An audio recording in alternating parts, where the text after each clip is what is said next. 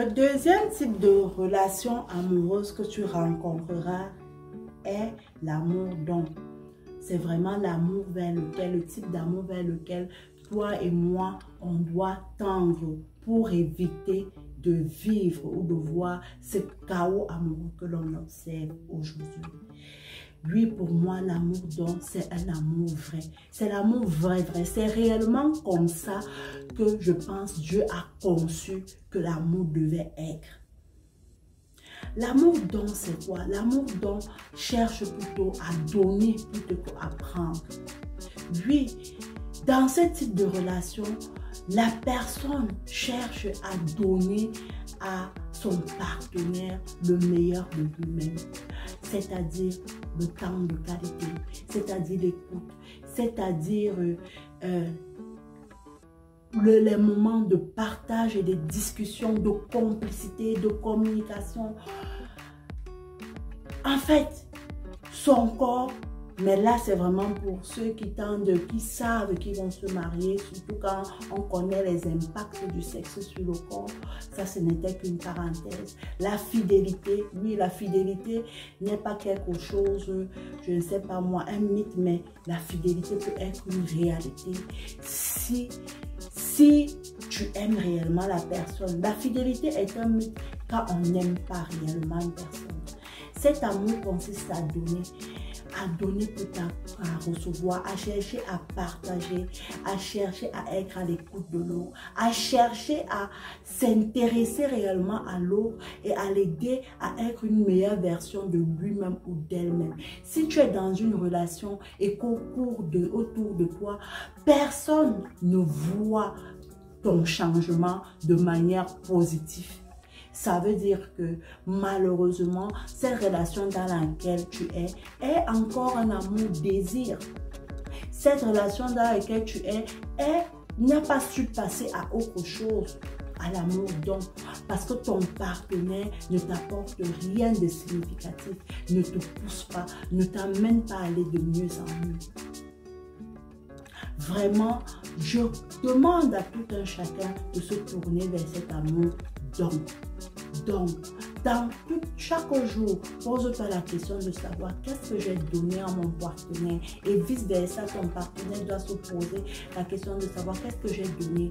Est-ce que j'ai donné de l'écoute? Est-ce que j'ai donné du temps? Est-ce que j'ai écouté? Est-ce que j'ai appelé? Qu'est-ce que j'ai fait de bon pour mon partenaire aujourd'hui? Et après un certain temps, pose-toi la question de savoir qu'est-ce que j'apporte de bon dans la vie de mon partenaire? Est-ce que passer le sexe, passer les moments d'intimité, est-ce que lui et moi, on peut avoir de la conversation? Est-ce qu'à chaque fois que j'ai envie de parler à quelqu'un, la première personne à qui je pense, c'est mon partenaire? Parce que lui, l'amour donc consiste à bâtir sa relation sur l'amitié, sur la complicité. Et c'est cette complicité-là qui vous permettra de rester ensemble dans le temps, de rester ensemble dans la durée.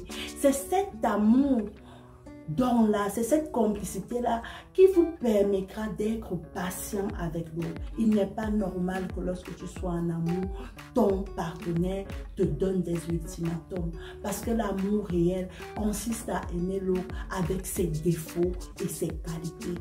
Et plutôt à aider l'autre à s'améliorer pour soi-même, mais à se dire que même si mon partenaire ne changeait pas, je serais toujours avec lui. L'amour donc consiste aussi à s'aimer d'abord soi-même, parce que si tu ne fais pas cet équilibre-là, tu vas te retrouver dans un amour toxique où tu donneras tout à ton partenaire en t'oubliant toi-même. Il faut avoir de l'équilibre.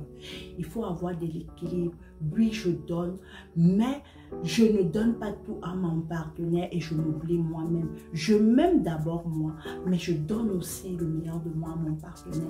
Donc, il n'est pas normal que dans une relation, on te frappe, on te tape parce que tu es en amour. Non, lorsque l'on te tape la première fois, lorsqu'on te gifle la première fois, quitte de cette relation parce que lorsqu'on aime, on ne cherche pas à faire du mal à la personne.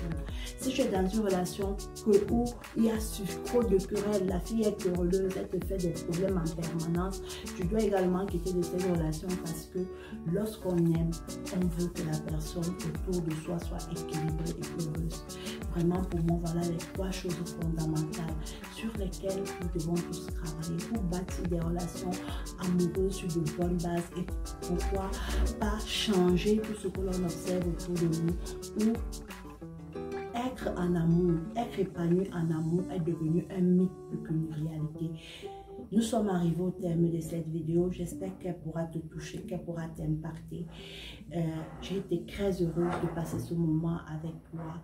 Je te propose de nous retrouver une prochaine